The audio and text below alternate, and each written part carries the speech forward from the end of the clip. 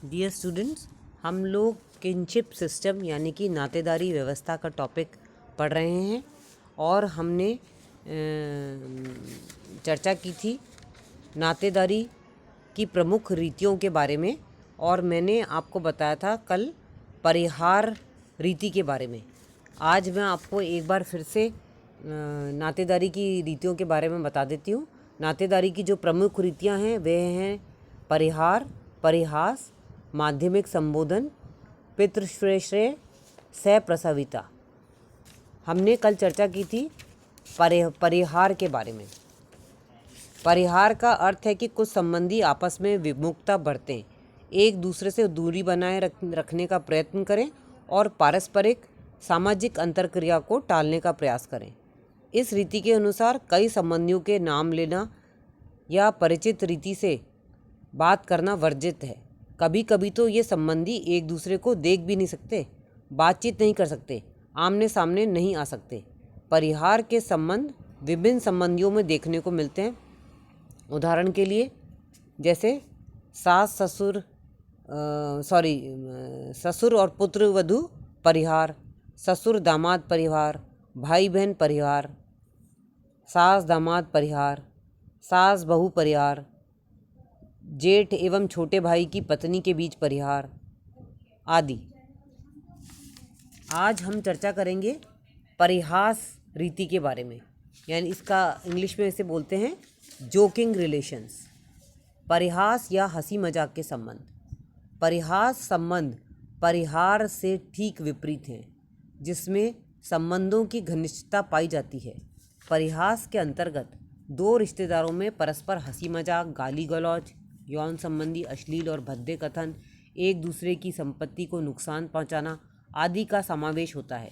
इस प्रकार के व्यवहार प्रमुखतया विवाह संबंधियों के बीच पाए जाते हैं।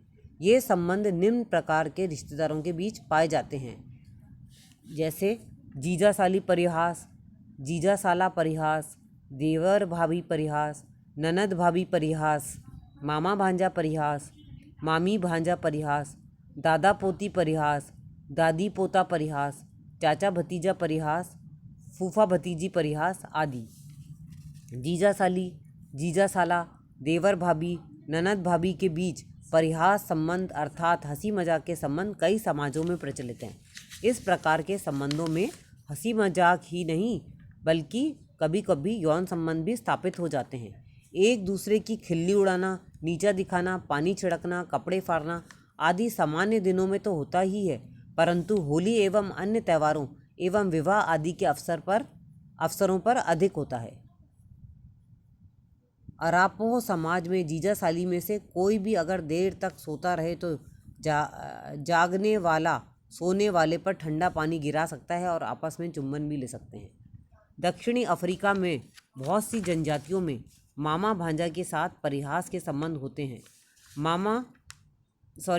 भांजा मामा की संपत्ति चुरा सकता है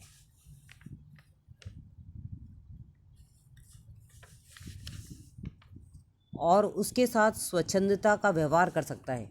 होपी लोगों में भी यही प्रथा है। कुछ पितृवंशीय परिवारों में एक व्यक्ति अपनी बुआ से परिहास कर सकता है। उत्तरी अमेरिका में देवर भाभी एवं जीजा साली के बीच परिहास अनिवार्य है।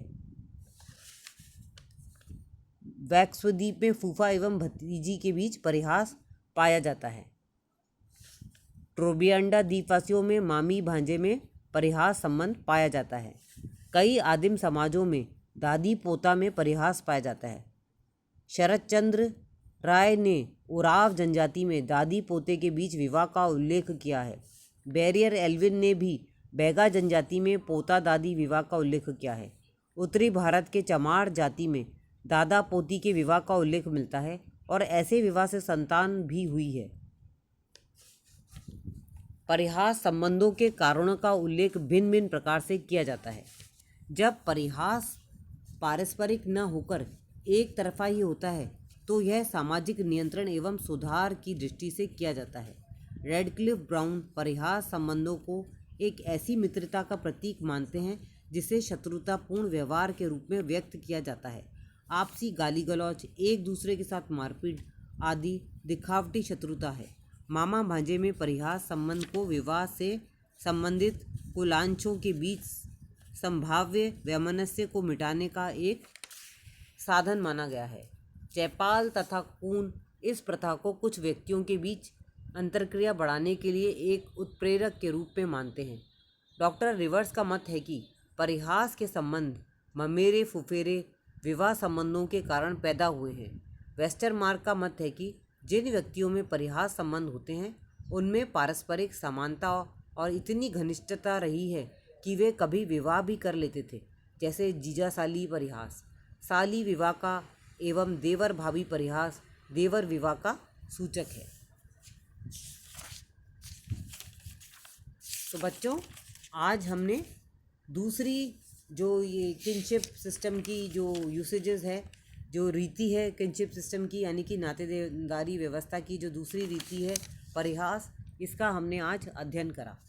आज की क्लास में बस इतना ही। धन्यवाद।